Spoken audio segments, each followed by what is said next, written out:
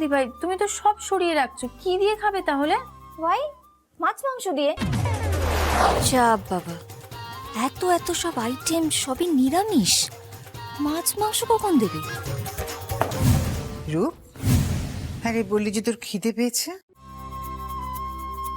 কই কিছু তো খাচ্ছিস না? হ্যাঁ বৌদি ভাই, তুমি তো সব সরিয়ে রাখছো, কি দিয়ে খাবে তাহলে? ওয়াই, মাছ মাংস দিয়ে।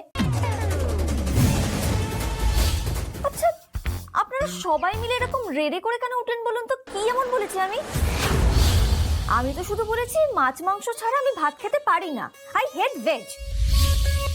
অ্যাটলিস্ট একটা ডিম ভাজা তো আমার চাই চাই। আপনারা সবাই এমন করে উঠলেন যেন মনে হলো আমি বাঘের মাংস খেতে চেয়েছি। হা কৃষ্ণ, এই মেয়েটা।